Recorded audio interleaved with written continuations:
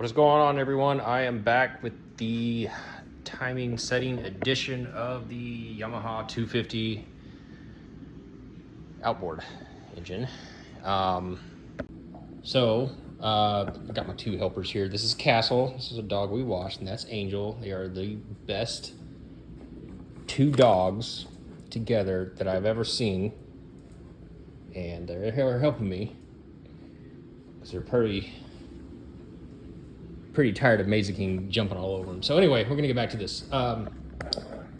So I got the pulleys on, and if you ever do this, these bearings in here can be replaced because I just did it. I did it with a simple ball joint press. And here are the old ones. These are Koyo 6228RS, and though I was not able to get these exact bearings, I got these bearings the same size, sealed, and all I did was press those out, press the inserts in, and press the bearings back in, and that saved me a lot of money, actually. Quite a bit of money, actually, because if you buy these new from Yamaha, from Boats Net, they're about $160 a piece. With these two bearings together, they were about $70 for everything. I wanted to replace this, but the tensioner, but I don't think that this is a really expensive thing, and this is still good. I try to find the bearing to this, but it just does not exist online, or if it is, it's a different number. But the one I pulled off the donor motor the other day, this one, I don't know if you can hear that. It's not that good. So I'm gonna put the old one back on, the original old one back on, and then just run that for now. And if it gives me problems, I'll just replace it. So anyway, get out of here, fly.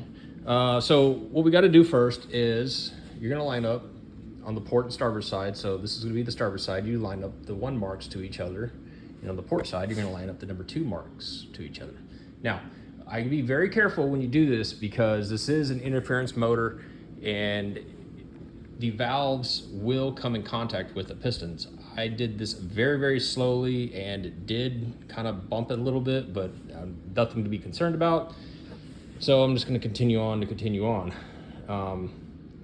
So what you got to do, that you got to roll this over to these marks, the port side over to the number 2 marks, and the arrow to the arrow right there. And with that, you have to move your tensioner out of the way, which is going to be a little easier said than done with one hand, but we're going to get it. So from what the manual says, all you got to do is line up these marks, which I have actually put a mark on them, and you line it up with these marks like that, and you wrap it around the rest of the engine, and I'll show you what it's looked like when it's done, what it's supposed to look like. So for your information up here, this is a 10mm Allen key, and luckily for me, I actually had one that I can use on a breaker bar, which is a lot easier than doing it with a regular Allen wrench.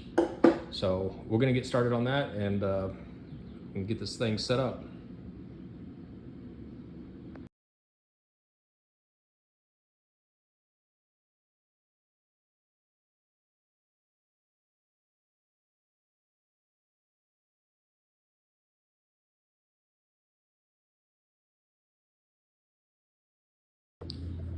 All right, now that we got this on, I kind of struggled with this. I ended up having to take this back off to get it on. I just could not lap the belt over like I thought I could.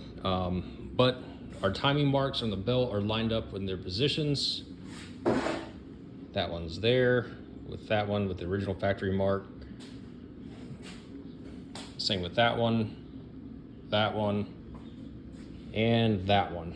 So all now left to do is make sure this thing is not gonna go anywhere, and pull out our little Allen key that I use as a stopper to help keep this tension on the spring. So do that, and it's getting tight, and that should should be it. Sorry about this crappy camera work. This is a one-man show here, so. All right, now for the test. According to the manual, it says do 2 complete revolutions to make sure that it is not gonna interfere with each other. So here we go.